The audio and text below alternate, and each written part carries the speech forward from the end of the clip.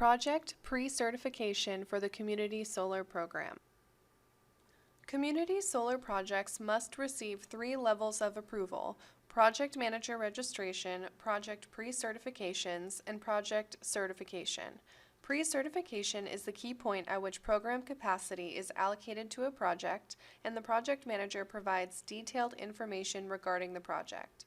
Project managers are officially in the pre-certification process after they have completed registration and begin submitting documents for pre-certification. Project managers are expected to understand the application paperwork and approval process for a project to become pre-certified and then certified. To summarize the pre-certification and certification process, initially the project manager submits the pre-certification application on the program website for review by the program administrator and then approval by the Oregon Public Utility Commission, or OPUC.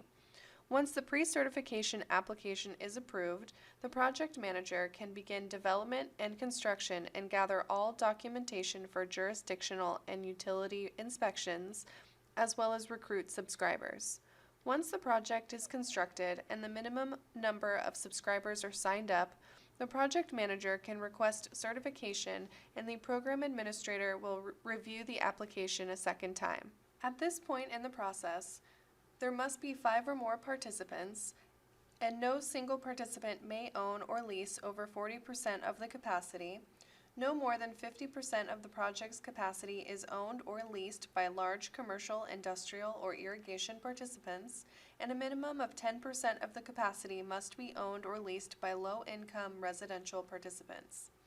The program administrator will review the certification application and present the project to the OPUC. Once approved, the utility can then complete the required interconnection verification and inspections, and the project may begin operation. The entire process, from when a project manager submits the project pre-certification to when the project becomes operational, cannot take longer than 24 months, with a maximum of 18 months from pre-certification to certification and 6 months from certification to commercial operations. Application steps to become pre-certified for the Community Solar Program. Step 1 is to review requirements and confirm that the project meets all the requirements for pre-certification. Then review videos and resources on utilizing the CSP platform to submit and manage projects. Third, gather the pre-certification information and materials that will be covered later in this video. Lastly, submit the required pre-certification application information and supporting materials through the Community Solar Program platform, which includes paying the application deposit fee. Project information publicly posted. The Project Finder portion of the program website allows potential participants to view information on available community solar projects. At the time of submission for an application for pre-certification, project managers agree to allow the program to post certain project-level information on the website, including the name of the project manager, location of the project, utility, size, description, special project designations, and other information.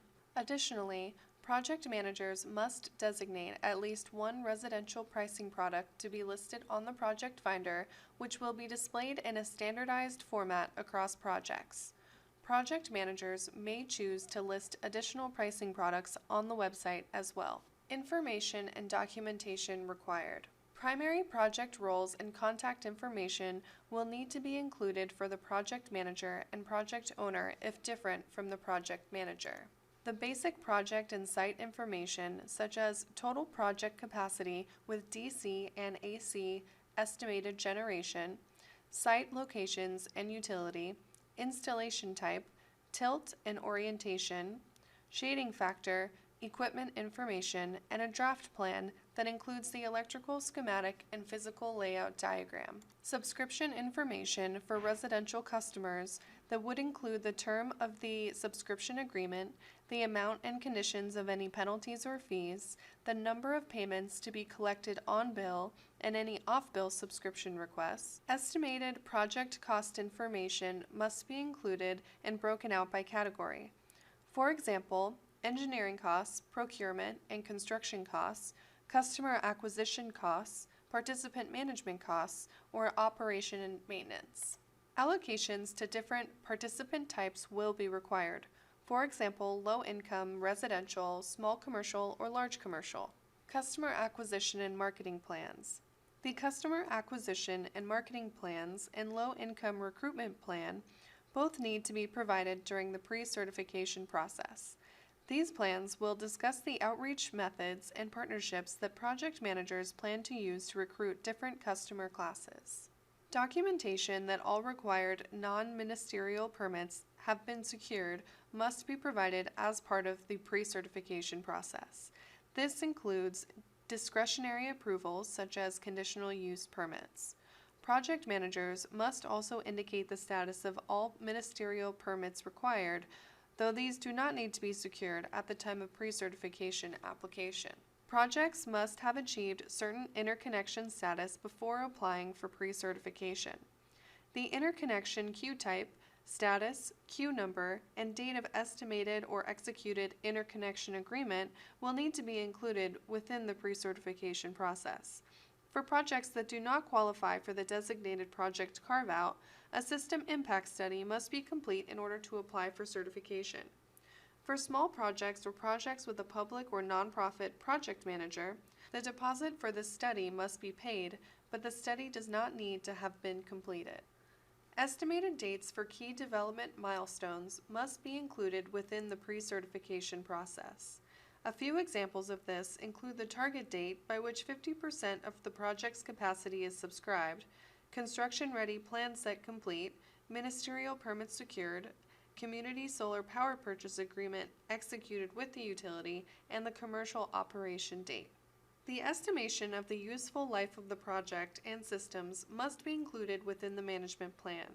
Proof that decommissioning of the project at the end of its useful life must be included within the financial plan. For projects less than 360 kilowatts, the project manager can request a waiver from registering in the Western Renewable Energy Generation Information System, or WREGIS. Indication of any special project designations that the project is requesting may be included. These special designations can include low income, workforce diversity, brownfield reuse, and dual agricultural use.